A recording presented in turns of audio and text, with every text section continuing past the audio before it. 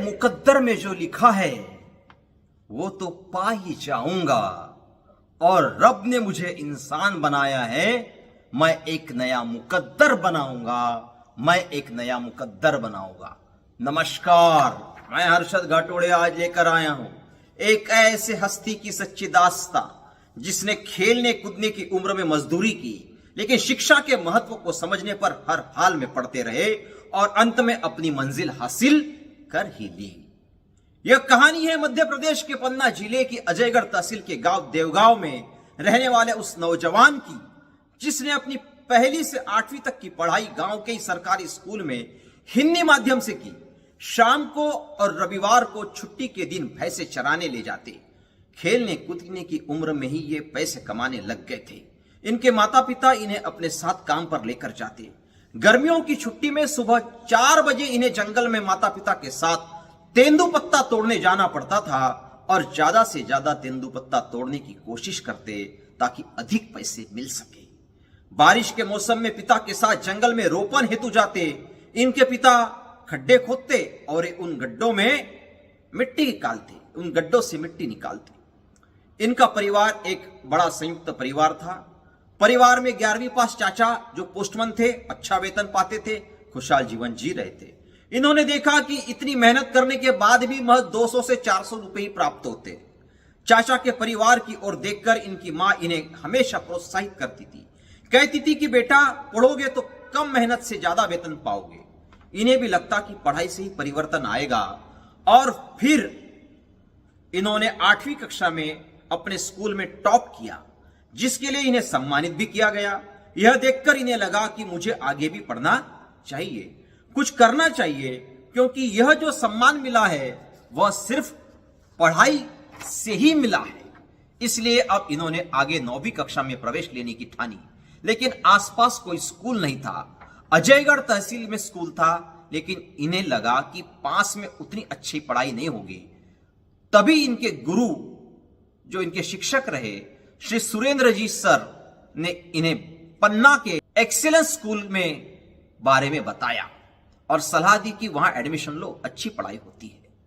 उनकी सलाह पर ये उस स्कूल में फॉर्म लाने के लिए गए।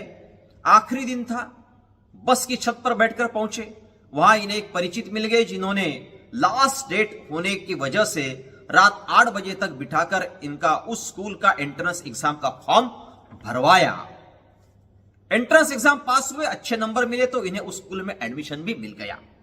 9वीं से 12वीं तक की पढ़ाई की, अच्छे नंबरों से पास हुए। फिर एक प्रश्न था कि 12वीं के बाद क्या करना है। कोई मार्गदर्शन करने वाला नहीं था। इन्हें लगा कि मैथ्स के स्टूडेंट्स हैं, इसलिए इंजीनियरिंग कर लेते हैं। सरकारी इंजीनियरिंग कॉलेज में एडमिशन ले लिया, लेकिन पढ़ाई के दौरान जो पैसा माता पिता से लेते हैं वह न लेना पड़े, इसलिए इन्होंने एक multi level marketing company join कर ली। कंपनी वालों ने बड़े बड़े सपने दिखाए और ये उसमें खो गए। पढ़ाई में बराबर ध्यान नहीं दिया। नतीजा ये रहा कि इन्हें डिग्री तो मिल गई, लेकिन एक अच्छा इंजीनियर नहीं बन सके। अब क्या करें? घर वाले बोले डिग्री मिल गई है, अब नौकरी करो, हम थोड़ी तुम्हें पैसे देते रहेंगे जिंदगी भर, मजदूरी खेती किसानी कर। लगा अब कैसा करें। तब ये इंदौर में थे। वालों को नहीं बताया कि कम नंबर मिले हैं। इन्होंने अपने माता पिता से कहा कि वे अब आगे एमटेक करना चाहते हैं, इसके लिए एक बार सिर्फ पैसे दे दिए जाए। फिर इनके माता पिता ने ब्याज से पैसे लेकर इन्हें भेज दिए। फिर इन्होंने मध्य प्रदेश का नंबर 1 इंदौर स्थित SGS ITS कॉलेज में एमटेक के लिए एडमिशन ले लिया, लेकिन यहां भी पढ़ाई में इनका मन नहीं लग रहा था। एक दिन ऐसे ही विचलित होकर बैठे थे कि इनके मन में विचार आया कि लोग मरते कैसे हैं। इसी ख्याल के साथ इन्होंने सुसाइड नोट लिखना शुरू कर दिया। हालांकि इन्हें सुसाइड नहीं करना था। इसी दौरान गांव के ही असिस्टेंट प्रोफेसर राम सफल अनुरागी जी का फोन आता है। वे कहते हैं कि 4-5 साल हो गए, तुम गुमराह हो गए हो। उनको ये अपना गुरुजी मानते थे। अनुरागी जी ने स्वयं सिविल सर्विस की एग्जाम पास तो नहीं हो पाए थे, जबकि इंटरव्यू तक पहुंचे थे। उन्होंने उन्हें प्रोत्साहित किया। 2015 में इन्होंने पीएससी का एग्जाम दिया। अपने गुरुजी के उस प्रोत्साहन पर 2015 में पहली बार इन्होंने पीएससी का एग्जाम दिया लेकिन पास नहीं कर पाए। फिर दोबारा 2016 में परीक्षा दी। इस बार उन्होंने पीएससी का प्री और मेन दोनों क्लियर किया।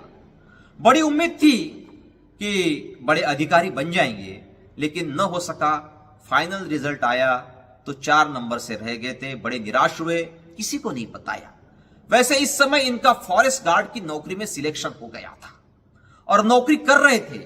जंगल में गोंड आदिवासियों के बीच रहते और वहीं पर फिर से पढ़ाई शुरू कर दी। फॉरेस्ट रेंजर कार्यालय में सोलर पैनल लगा हुआ था, उसी की रोशनी में पढ़ाई करते। दिन में जंगल में जाते तो मजदूर काम करते और ये गाड़ी में बैठकर पढ़ते रहते।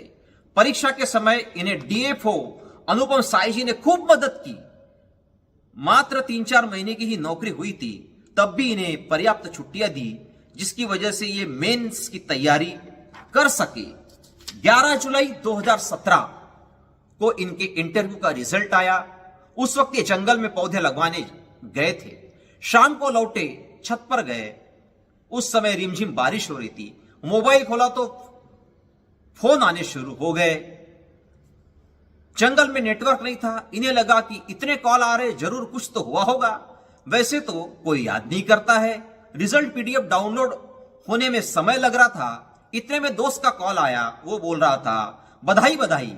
इतने में इनका मोबाइल नीचे गिर गया, जो चटक गया था। फिर पीडीएफ डाउनलोड किया। डिप्टी कलेक्टर की लिस्ट में नाम नहीं था।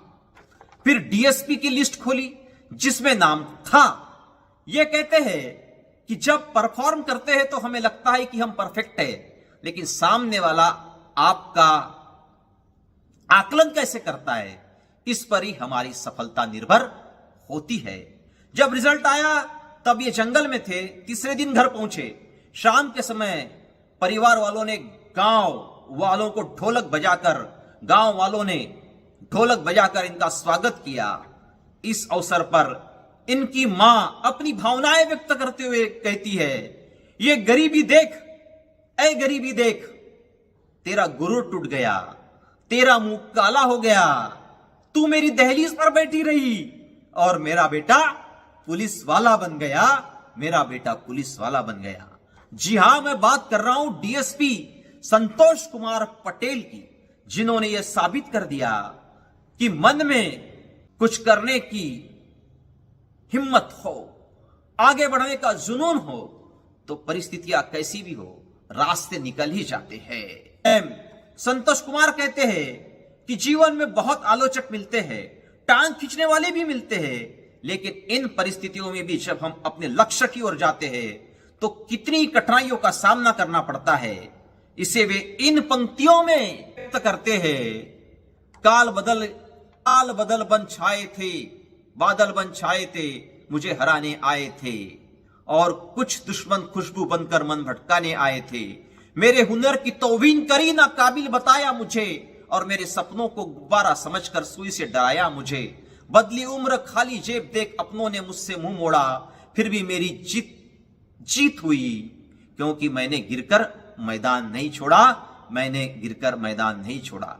साथ ही ये पढ़ते कैसे थे, उसे लेकर भी चंद पंक्तियां इन्होंने लिखी है कि आंख बनकर उसका चित्र बना लेता था, अंधेरे में भी उसका अंग अंग सजा लेता था। मैं भूलना चाहता था, फिर भी वही नहीं भूल पाता था उसको, क्योंकि मन ही मन कई बार दोहरा लेता था। इनके वीडियो सोशल मीडिया पर भी खूब चर्चा में रहते हैं। उसके बारे में संतोष कुमार कहते हैं कि इसके माध्यम से पुलिस की सकारात्मक छवि समाज में सामने पेश करना चाहता हूं। डीएसपी संतोष कुमार के लिए उन्हीं के फिर से शब्दों में कहेंगे कि जंगल में गाय बकरी भैंस चरा रहे होते और इन गालों पे तंबाकू गुटखा दबा रहे होते। अगर इन किताबों की मेहरबानी नहीं हुई होती तो हम भी आज कहीं गैती फावड़ा चला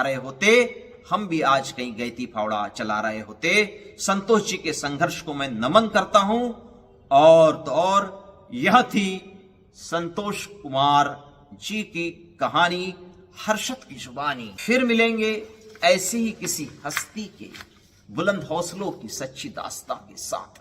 आपसे निवेदन है कि वीडियो को लाइक कर शेयर करें, और हाँ, चैनल को सब्सक्राइब करना ना भूले। जय हिंद, धन्यवाद।